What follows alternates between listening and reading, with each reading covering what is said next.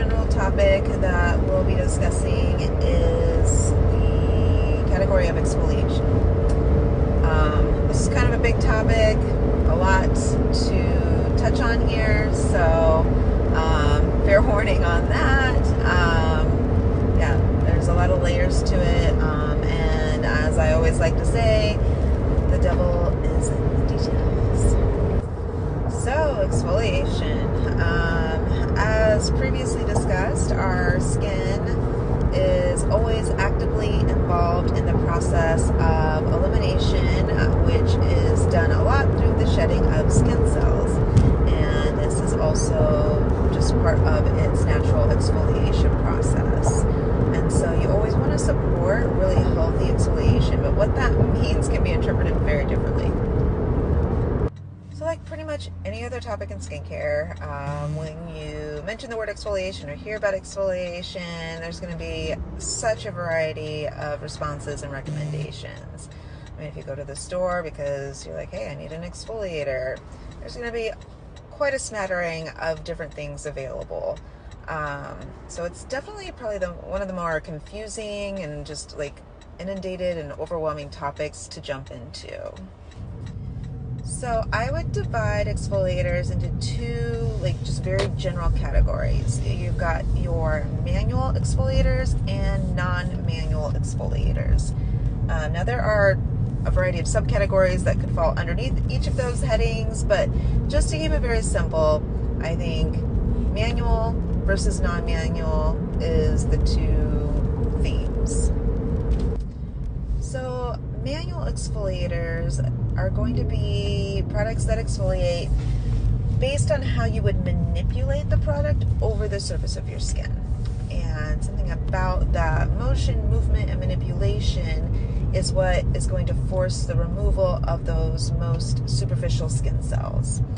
And so basically you're going to be looking at things like that have like a grain, a bead, something textured in it. Brings us to the other category, which would be the non-manual exfoliators. And a non-manual exfoliator is something that works by how the ingredients interact with the skin versus that more physical manual manipulation. And that's essentially the big difference between how they each go about doing that exfoliation. And there's a lot of things that will fall under that umbrella as well, but those are the key differences. The most common forms of non-manual exfoliators are usually going to be in the big acid family. And so you're going to be getting your AHAs, your BHAs, your retinoic acids, and as we've already discussed, our skin loves to be acidic. This is why acids work so well. Again, not all of those things are created equal, but that's primarily what you're going to find in that category. When talking about what to use for your everyday at-home exfoliating, we at our shop always have our clients using a form of topical vitamin A as their at-home exfoliator. Vitamin A, probably one of my favorite single ingredients that you can use for your skin. Definitely probably has the most historical proven data behind it for the benefits. So vitamin A, one of the reasons why we like it so much is because it almost doesn't matter what you're working on with your skin, it's going to help. So if you're dealing with acne, it's going to help. If you're worried about aging, it's going to help. If you just want your skin to be bright and smooth, it's going to help. And so across the board, it's just a universally helpful ingredient. Most people, I think, are familiar with vitamin A for the skin at this point. If not, that's okay. But I think, when you hear something like a vitamin being used on your skin, sometimes people are a little bit confused as to how that would exfoliate, because we're so stuck in our minds on more of like you have to actually like physically do something to create exfoliation, but that is not true. So we'll discuss that. So how in the world does topical vitamin A induce exfoliation in your skin? So our skin cells just naturally have a rate of movement. We call this the cell turnover rate. And when we're really young, that moves very fast. And then as as we age, this naturally slows down. It's just part of the aging process. So that's why kids have those plump, plush little cheeks, and maybe we don't. So some of the things that you might notice as that speed of turnover changes is skin tone is going to look a little bit more dull than it used to.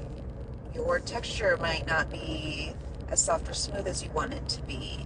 You might feel like you always have the same things sitting around in your pores, a little bit less elasticity in the skin. So there's just a lot of subtle things that start to shift with that. So these are all things that people eventually start to notice, and often is one of the reasons why they start to take their skin more seriously, because they see this happening and they don't love it.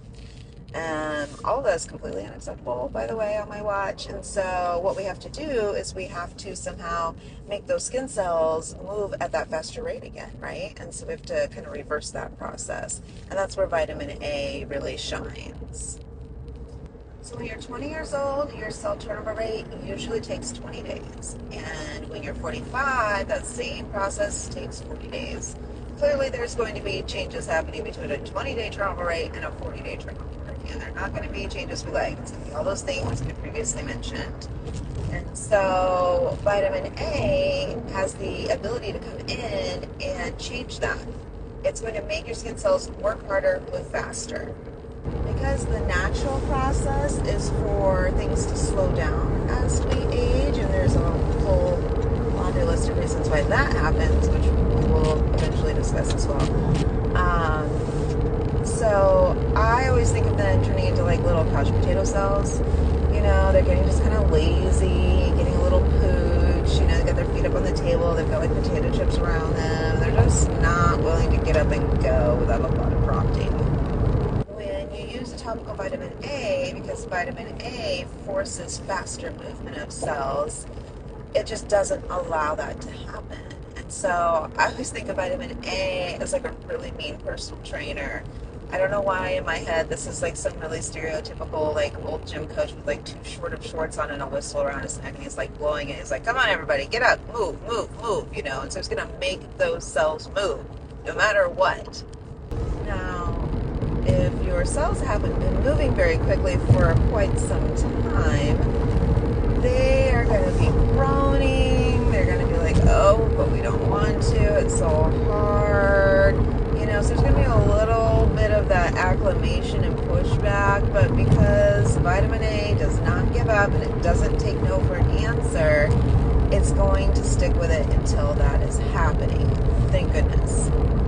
So once we can get those skin cells moving faster again, then you're going to always have the newer, healthier, fresher cells continuously coming up to the surface.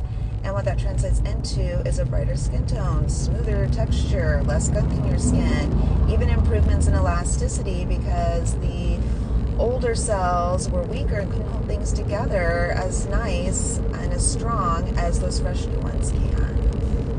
Usually, once clients start to understand all of these amazing benefits, they're like, wow, just sign me up. Give me some vitamin A. I'm going to run to the store. I'm going to grab some vitamin A. Stop. Hold everything. There's so much more to know. And so, again, just using that exercise analogy, you know, if you haven't worked out in a really long time, you know, like, I'm going to hit the gym. I'm going to boot camp. Well, don't grab the biggest weights in the room. You're probably just going to hurt yourself. So because vitamin A has the capability to change how your skin cells are literally going to be working and moving, that means it is a product we would categorize under the heading of stimulation. So it's a stimulating ingredient because it is going to affect the physiological action of your body in some way. And so anytime you're working with something that is stimulating and has that ability, you have to customize carefully. So two of the most important things to keep under consideration with vitamin A would be what form of A is this and what strength is it? Because it's between those two elements that really make up the bulk of how we would customize for each person's individual skin to make sure they're going to have the best results possible. So let's first talk about storable versus non-storable ingredients. So some forms of vitamin A are storable and some are not. And for our cells and our skin, what this translates into is if there's no way to store something, then your body is forced to try to make use of it all at once. And so that's kind of like if we tried to always eat all of our food for one day in one sitting. So, could you eat all your food for one day in one sitting? Yes, obviously, go for it if you wanted to do that. Are you going to feel very good? Is that the best way to take in your food? Probably not. So, again, if you're going to put something into your skin that forces it to have to use more of that ingredient at once than what it needed or wanted to do, then this is going to push it into a state of being irritated and problematic. So on the other side of that scale, working with a storable ingredient, that allows the body to simply take what it needs as it needs it. And that is going to be an easier and healthier way to work with an ingredient, especially when we're talking about stimulating ingredients. And so that's going to be similar to somebody eating, a little bit of food at different intervals throughout the day rather than everything all at once.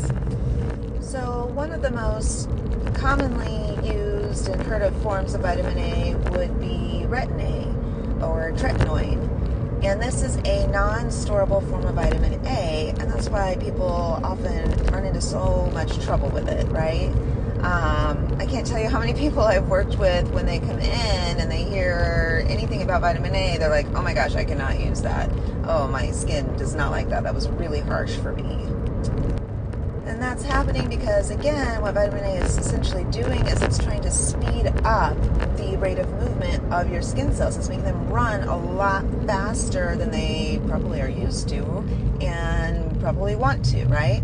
And so if there's no off switch there and it just keeps making them run, well, once they get past the point of what they can even handle, they still have to keep running because it can't stop until it's used it. And so what does that look like for the skin? Well, what that looks like is severely increased sensitivity, irritation, pretty notable flaking because the cells are running so fast that you can actually just see them falling off of your face, right? It's a visible level of exfoliation that's happening there. Whereas normally we want to keep our exfoliation, especially daily normal exfoliation, on a more microscopic level. I also just want to add that honestly, when I start working with people, sometimes people are always embarrassed, like, well, I'm not really doing anything. Or they're like, well, this is what I'm doing, but I know it's wrong.